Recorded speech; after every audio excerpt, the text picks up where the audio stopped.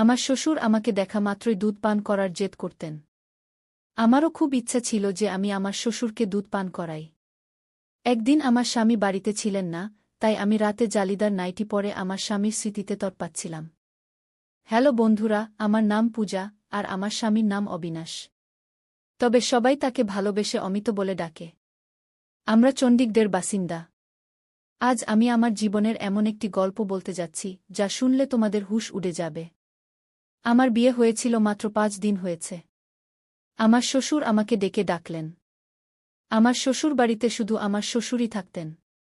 আমার স্বামী বিয়ের রাতেই আমাকে বিশেষভাবে বলেছিলেন যে আমার বাবা খুব রাগী। তার কোনো কথায় কখনো না বলবে না, নইলে তিনি রেগে পাগল হয়ে যান। আর আমি 3 দিন ধরে এটাই দেখছিলাম। যখনই তিনি আমার স্বামী অমিতকে একবার ডাকতেন, অমিতের মুখের রং উড়ে যেত। তার মনে হতো যেন ভয়ে কাঁপছে, আর তৎক্ষণাৎ ঘর থেকে বেরিয়ে যেত। আমার স্বামীর এই দুষ্টুমি দেখে আমার মনে শ্বশুরের প্রতি খুব সম্মান জন্মেছিল। রাগের মধ্যে তিনি সত্যিই ভয়ঙ্কর ছিলেন। চতুর্থ দিনের সকালে অমিত আমাকে বললেন, আজ আমরা বাইরে ঘুরতে যাব। আমি খুব খুশি হয়েছিলাম। কিন্তু ঠিক তখনই আমার শ্বশুর অমিতকে ডাকলেন। তিনি তৎক্ষণাৎ ঘর থেকে বেরিয়ে গেলেন। বাইরে থেকে আমি আমার শ্বশুরের চিৎকার চেঁচামেচির আওয়াজ শুনতে পেলাম। তিনি বলছিলেন, 3 দিন বিয়ের হইচই যে কেটে গেছে। তুমি কি বোঝো, তুমি ফ্যাক্টরিতে না থাকায় কত ক্ষতি হতে পারে? আর আজ আবার তুমি ছুটি নিয়ে বসে আছো। এখনই ফ্যাক্টরিতে যাও, শ্রমিকদের মাথার উপর দাঁড়াও যাতে তারা ঠিকমতো কাজ করে। তোমার বিয়ে আমি এজন্য করিনি যে তুমি ঘরে বসে তোমার বউয়ের সঙ্গে সময় কাটাও। আর তোমার বুকে বলো রান্নাঘরের দায়িত্ব সামলাক। এখানে আর কোনো মহিলা নেই যে তার নখরা সহ্য করবে। কি এ কথা শুনে আমার খুব রাগ হয়েছিল। বিয়ের মাত্র 3 দিন হয়েছে, আর আমিই তো নাস্তা বানিয়ে দিচ্ছিলাম। তবু আমার শ্বশুর আমার রান্নায় অনেক খুঁত ধরেছিলেন। কিন্তু অমিত আমাকে ভালোবাসা দিয়ে বোঝালেন, বাবার কথায় মন খারাপ করো না গি। 4 দিন ধরে আমি এই ভেবে উলঝেছিলাম যে শ্বশুরের মেজাজ এমন কেন। কিন্তু আজ তিনি যে হইচই করলেন, আমি তো ভয়ে কেঁপে গেলাম। অমিত যখন ঘরে ফিরলেন তার মুখ শুকিয়ে গিয়েছিল। তিনি বললেন, মাফ চাই, আমাকে যেতে হবে। আমি বললাম, কোনো ব্যাপার না, কাজ আগে। বাইরে আমরা পরে যাব। আমি কোনো আপত্তি করিনি। অমিত ফ্যাক্টরিতে চলে গেলেন। আমি রান্নাঘরে গিয়ে অনিচ্ছায় বাসন ধোয়া শুরু করলাম। বিয়ের চতুর্থ দিনেই আমাকে খাবার বানাতে হলো, আর বাড়ির সব কাজও আমাকেই করতে হলো। আমার শ্বশুর নিজে নিজেই ঝাড় দিয়েছিলেন, বলেছিলেন, যখন বউ এসেছে তখন সেই পরিষ্কার করবে। আমি পুরো বাড়ি পরিষ্কার করলাম। ক্লান্ত হয়ে যখন নিজের ঘরে বিশ্রাম করতে যাচ্ছিলাম, তখন শ্বশুর আমাকে ডাকলেন। তিনি নিজের ঘরে বসেছিলেন। আমি মাথায় ভালোভাবে ওড়না নিয়ে গেলাম, কিন্তু ওড়নাটা রেশমি ছিল। তাই তার ঘরে ঢুকে জিজ্ঞাসা করলাম, জি পাপাজি, কিছু লাগবে? তিনি আমাকে মাথা থেকে পা পর্যন্ত খুব মনোযোগ দিয়ে দেখলেন। তারপর খুব অদ্ভুত ভঙ্গিতে শুকনো ঠোঁটে জিভ বুলিয়ে বললেন, দুধ পান করব। এটা শুনে আমার প্রথমে ওড়নার কথা মনে পড়ল, কারণ আমার বুক থেকে ওড়না সরে গিয়েছিল। আমি তাড়াতাড়ি ওড়না ঠিক করে ঘর থেকে বেরিয়ে এলাম। আমার শ্বশুরের এই আচরণ আমার কাছে অদ্ভুত লাগল। শ্বশুর তো বাবার মতো হয়, আর বাবা কখনো মেয়েদের এভাবে মাথা থেকে পা পর্যন্ত দেখে না। আমি তৎক্ষণাৎ রান্নাঘরে গেলাম। আমার হৃৎপিণ্ড জোরে জোরে ধড়কাচ্ছিল। আমার খুব অস্বস্তি হচ্ছিল। আমি ফ্রিজ খুলে দুধের গ্লাস ভরে ওড়না ভালোভাবে জড়িয়ে শ্বশুরের ঘরে গেলাম। সাইড টেবিলে দুধের গ্লাস রেখে দিলাম। আমি ঘর থেকে বেরিয়ে যাওয়ার আগে শ্বশুর বললেন, একটু আমার কাছে বসো, গল্প করি। এখন তো বাড়িতে তুমি ছাড়া আর কেউ নেই। আমি অনেক দিন ধরে একা ছিলাম, একা বসে বিরক্ত হয়ে যাই। এটা শুনে আমি অস্বস্তিতে পড়ে গেলাম। তার ঘরে শুধু একটা বিছানা আর আলমারি ছিল। বসার জন্য আলাদা কোনো চেয়ার ছিল না। তাই আমাকে বাধ্য হয়ে বিছানার কিনারায় বসতে হলো। তিনি এলোমেলো কথা বলতে লাগলেন। কিন্তু যেই তিনি দুধের গ্লাস মুখে দিলেন, তৎক্ষণাৎ সেটা সরিয়ে বললেন, এত ঠান্ডা দুধ আমি খেতে পারব না। আমার তো গরম দুধ পছন্দ। এই বলে তার চোখ আমার মুখ থেকে শুরু করে আমার পুরো শরীরে ঘুরতে লাগল। তার চোখে এমন কিছু ছিল যে আমি উদ্বিগ্ন হয়ে পড়লাম। আমার হাতে ঘাম হতে লাগল, মুখে ঘামের ফোঁটা স্পষ্ট হয়ে উঠল। তিনি বললেন, যাও, এটা গরম করে নিয়ে এসো। আমি দুধের গ্লাস নিয়ে উঠে দাঁড়ালাম। 3 দিন ধরে আমার শ্বশুর খুব রেগে কথা বলছিলেন যখন অমিত বাড়িতে থাকতেন। কিন্তু আজ তার সুর খুব নরম ছিল।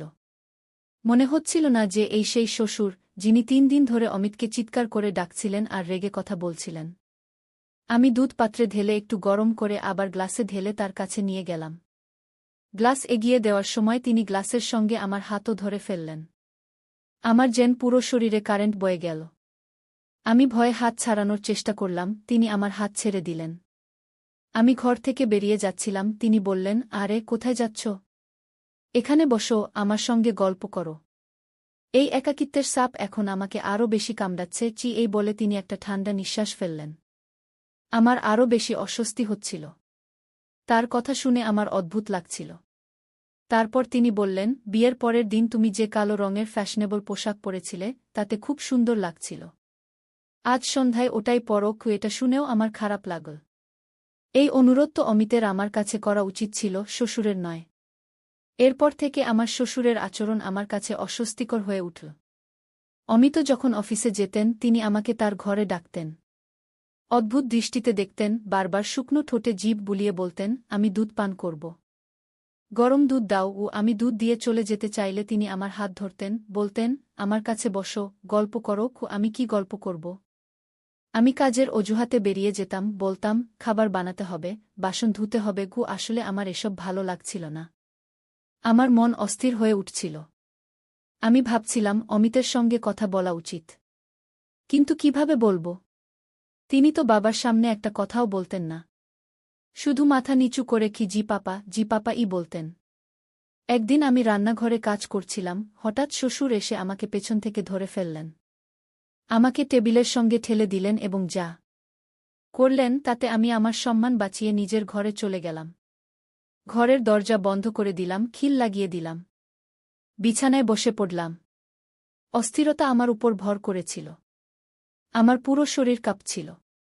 আমি ভাবতেও পারিনি যে আমার শ্বশুর আমার সঙ্গে এমন কিছু করতে পারেন।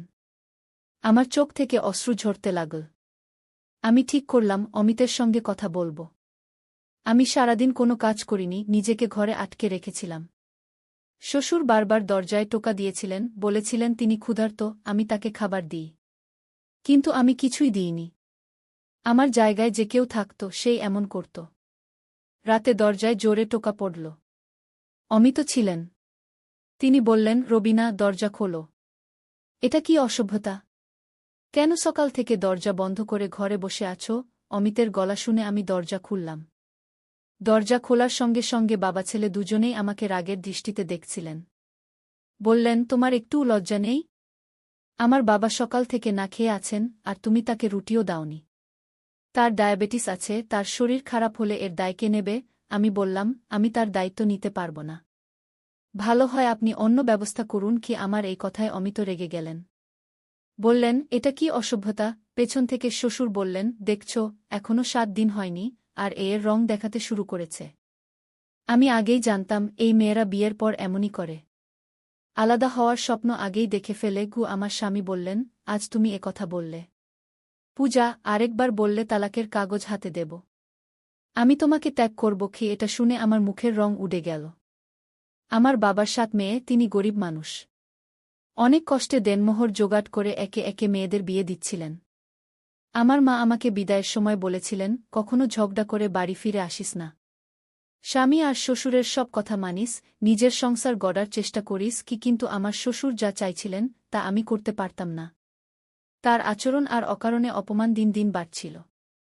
তখন অমিত এত রেগেছিলেন যে আমি যদি কিছু বলতাম তিনি আমাকেই মিথ্যাবাদী বলতেন। আমি কোনো উত্তর দিলাম না। চুপচাপ বিছানায় বসে পড়লাম। আমার শ্বশুর বললেন, অমিত, এটাকে শেষবার বোঝাও। এর মাথা ঠিক করো। নইলে আমি এর মায়ের সঙ্গে কথা বলবো, এর বাবাকে বলবো, তোমার মেয়েকে সামলাও। এই বলে তিনি রেগে চলে গেলেন। আমি শ্বশুরের দিকে রাগের দৃষ্টিতে তাকালাম। অমিত বললেন, তোমার সমস্যা কি? তোমার মাথায় কি 10 জনের দায়িত্ব আছে যে তুমি সামলাতে পারছ না? আমার তো একটাই বাবা মা নেই, ভাইবোন নেই। এমন সংসার পেলে মেয়েরা তো চায় যেখানে কোনো দায়িত্ব নেই। আমি বললাম, কাশ আমার শাশুড়ি দেবরনদ থাকত, তাহলে আমি যে অবস্থার মধ্যে দিয়ে যাচ্ছি তা হতো না। আমার কথায় তিনি রেগে আমাকে দেখতে লাগলেন। বললেন, কি সমস্যা তৈরি করেছেন আমার বাবা? তোমার মাথায় শুধু দুবেলা রুটি দেওয়ার দায়িত্ব, তাও তোমার কাছে ভারী মনে হচ্ছে। দেখো, বাড়িতে ঝগড়া ফ্যাসাদ করা হয় না। আমি অফিস থেকে ক্লান্ত হয়ে আসি, এসব দেখতে পারি না। আমার শান্তি চাই। আমি শান্তির জন্যই বিয়ে করেছি, ঝগড়া দেখার জন্য নয় গু। আমি বললাম, অমিত, তাহলে তুমি তোমার বাবার বিয়ে দিয়ে দাও। এটা বলার সঙ্গে সঙ্গে অমিত আমার মুখে একটা জোরে থাপ্পড় মারলেন। বললেন, লজ্জা করে না এমন কথা বলতে? আমার বাবার বয়সে বিয়ে হয়? আমার বাবার দুবেলা রুটিও তোমার কাছে এত ভারী হয়ে গেছে যে তুমি রান্না করতেও পারছ না কি? আমি বললাম, তুমি আমার কথা বুঝছ না কি? তিনি বললেন, কি বুঝব? এটা অর্থহীন কথা। আমার বাবার বয়স ৬০ বছর। তার পা কবরে। তিনি ডায়াবেটিস, রক্তচাপের রোগী। আর তুমি চাও এই বয়সে তিনি একজন মহিলার দায়িত্ব নিক? আমি কি বলবো? তার বাবা তো তার ছেলের বউয়ের দিকে নজর রেখেছেন। আমি বললাম, তুমি বিয়ে দিয়ে দাও। আমি তোমার বাবা-মাকে দুজনকেই সামলাব গু। আমার কথায় তিনি অদ্ভুতভাবে হেসে বললেন, আমার বাবার দুবেলা রুটি তুমি বানাতে পারছ না, আর তুমি আমার সৎমাকে সামলাবে? দেখো, এই বাড়ি আর ব্যবসা সব আমার বাবার নামে। যদি কেউ তার স্ত্রী হয়ে আসে, সবকিছু নিয়ে নেবে। আমাকে আর তোমাকে ধাক্কা মেরে বের করে দেবে। তুমি তো জানো, বাবা রেগে গেলে কারো কথা শোনেন না। আমিও চুপচাপ তার কথা শুনি। এখন থেকে বাবার বিয়ের কথা মুখে আনবে না গি। এই বলে তিনি ঘর থেকে বেরিয়ে গেলেন। এখন আমি ভাবতে লাগলাম, আমি কি করব? আমি আমার শ্বশুরের এমন আচরণ আর সহ্য করতে পারছিলাম না। আর চলে গেলে আমার সংসার ভেঙে যেত। আমরা মেয়েরা কত অসহায়। সংসার গড়তে কত কিছু সহ্য করতে হয়। আমি তালাক নিলে আমার আর বিয়ে হতো না। তালাকশুদা হলে আমার ছোট বোনদেরও বিয়ের সম্বন্ধ আসা বন্ধ হয়ে যেত। আমি তরপাতে তরপাতে কাঁদছিলাম। ওড়না দিয়ে চোখের জল মুছছিলাম, হঠাৎ অমিতের গলা শুনলাম। তিনি বললেন, পূজা, বাইরে এসো। তাড়াতাড়ি নাস্তা আর পরোটা বানাও। বাবার বাজারের খাবার হজম হয় না গিয়ে। আমি বাইরে গিয়ে নাস্তা বানালাম আর ঘরে ফিরে এলাম। সেদিন আমি খাওয়াও খাইনি। কিন্তু অমিত একবারও বললেন না, তুমি সারাদিন না খেয়ে আছো, খেয়ে নাও। পুরুষরা কখনো মেয়েদের খোঁজ নেয় না। তাদের শুধু নিজের কাজের কথা মনে থাকে। অমিত এমনই একজন ছিলেন। আমি তারপর থেকে মুখ বন্ধ করে ফেলেছিলাম। অমিত যখন অফিসে চলে যেতেন, শ্বশুর আমাকে ডাকতেন। আমি খুব বাধ্য হয়ে তার ঘরে যেতাম। আমাকে দেখে তিনি অদ্ভুত হাসি হাসতেন। বলতেন, তুমি কি ভেবেছিলে? তোমার রূপের জাদু আমার ছেলের মাথায় চড়ে যাবে, আর সে আমাকে ছেড়ে তোমার জন্য আলাদা বাড়ি নেবে? তোমার চিন্তাভাবনা বদলাও। আমি তার ডানা কেটে রেখেছি। সে চাইলেও কোথাও যেতে পারবে না, তুমিও পারবে না। তাই আমি কোনো ধনী ঘরের মেয়ের সঙ্গে আমার ছেলের বিয়ে দিইনি। কারণ সে আমার ছেলেকে উড়িয়ে নিয়ে যেতে পারত। তোমাকে এনেছি কারণ আমি জানতাম, তোমার বাবার অবস্থা এমন নয় যে সে তোমার সংসার বানানোর পর আবার তোমাকে নিজের বাড়িতে রাখতে পারবে বা আলাদা বাড়ি দিতে পারবে। এখন যদি তুমি চাও তোমার জীবন সহজ হোক, তাহলে আমি যা বলব তুমি তাই করবে। আমি খুব অস্থির হয়ে পড়লাম। তিনি বললেন, যাও, আমার জন্য গরম দুধ নিয়ে এসো। এই শব্দ আমার ভেতরে আগুন জ্বালিয়ে দিল। আমার ইচ্ছা করছিল নিজেকে শেষ করে ফেলি। এমন নোংরা আর অপমানজনক জীবন আমি সহ্য করতে পারছিলাম না। আমি এখন শুধু খাবার তার ঘরে পৌঁছে দিয়ে তৎক্ষণাৎ বেরিয়ে আসতাম। তার কাছে বসতাম না, কথাও বলতাম না। বেশিরভাগ সময় নিজের ঘরে কাটাতাম। একদিন তো সীমা ছাড়িয়ে গেল। আমার শ্বশুর অমিতেরও লজ্জা রাখলেন না। রাতে খেতে খেতে তিনি আমার ফরমাশে বিরিয়ানি বানিয়েছিলাম। বিরিয়ানি খুব ভালো হয়েছিল।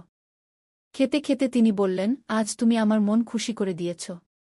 খুব মজার খাবার বানিয়েছ গো। অমিত এটা শুনে হাসলেন। আমাকে গর্বের দৃষ্টিতে দেখলেন। কিন্তু আমার একটুও খুশি লাগেনি। তারপর শ্বশুর পকেট থেকে ২০০০ টাকা বের করে আমার দিকে এগিয়ে দিয়ে বললেন, এটা নাও, তোমার পুরস্কার। কিন্তু আমি বললাম, আমি আমার কর্তব্য পালন করছি।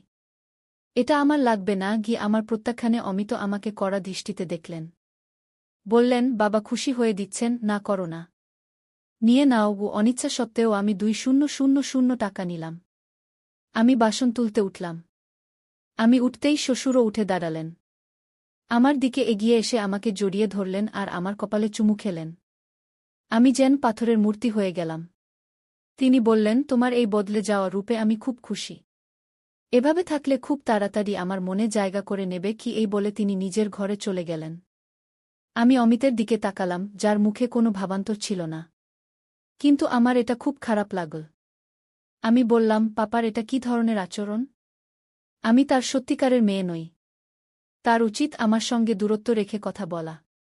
তার কি অধিকার আছে আমাকে বুকে জড়িয়ে নেওয়ার? ঈশ্বরও তো বলেছেন একটা বয়সের পর বাবা মেয়ের মধ্যেও দূরত্ব রাখতে হয়। আমার কথায় অমিত ভীষণ রেগে গেলেন। বললেন, তুমি এত ছোট মনের হতে পারো আমি ভাবিনি।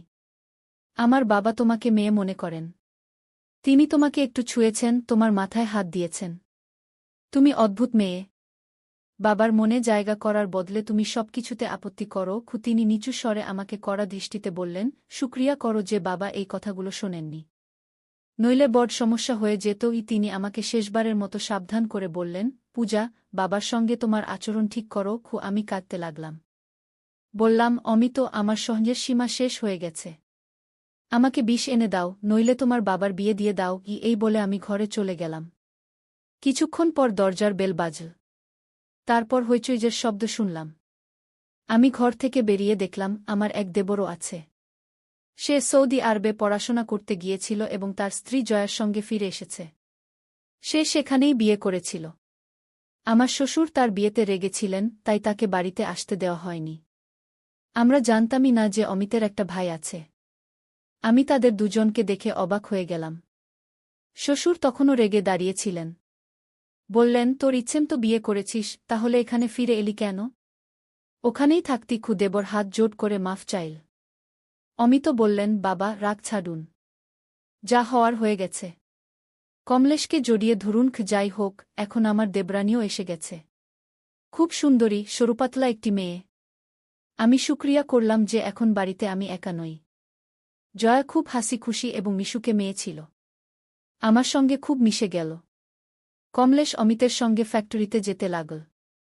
আমার শ্বশুরের মনোযোগ আমার থেকে সরে এখন জয়ার দিকে চলে গেল। এক রাতে খেতে খেতে তিনি বললেন, এখন থেকে আমার সব কাজ ছোট বউ করবে। জয়াও খুশি মনে রাজি হল। বলল, ঠিক আছে পাপা, আপনার যা লাগবে আমাকে বলবেন। কমলেশও এটা শুনে হাসল। কিন্তু কয়েকদিন পর একদিন জয়া শ্বশুরের ঘর থেকে বেরিয়ে এল খুব অস্থির অবস্থায়। বারবার তার মুখের ঘাম মুছছিল। আমি বুঝতে পারছিলাম সে কি কষ্টের মধ্যে দিয়ে যাচ্ছে। সে রান্নাঘরে গিয়ে চুপচাপ বাসন ধুতে লাগল। আমি জিজ্ঞাসা করলাম, কি হয়েছে? সে বলল, পাপার অভ্যাস আমার কাছে খুব অদ্ভুত লাগে। অদ্ভুত দৃষ্টিতে দেখেন। কখনো হাত ধরে ফেলেন, কখনো হঠাৎ জড়িয়ে ধরেন। কখনো এমন কথা বলেন যে শুনে আমার কানের লতি লাল হয়ে যায়। আমি কমলেশের সঙ্গে কথা বলবো। সে বলেছিল তার বাবা খুব ভালো। কিন্তু তিনি তো সুযোগ পেলেই আমাকে কাছে টানার চেষ্টা করেন। আমার এসব ভালো লাগে না। আমি বললাম, এই দুই ভাই কখনো তাদের বাবার কথার বিরুদ্ধে যায় না। আমিও এই কষ্টের মধ্যে দিয়ে গেছি। কিন্তু অমিত আমার কথা কখনো শোনেননি। সে বলল, আমি কিন্তু কমলেশের সঙ্গে স্পষ্ট কথা বলবো। যদি পাপা এই আচরণ চালিয়ে যান, আমি তাকে বলব আলাদা বাড়িতে যাব। তারপর আবার সেই ঝগড়া শুরু হলো, যা আমার আর অমিতের মধ্যে হতো। কমলেশ বলল, আমি তোর সঙ্গে 2 বছর বিদেশে একা ছিলাম।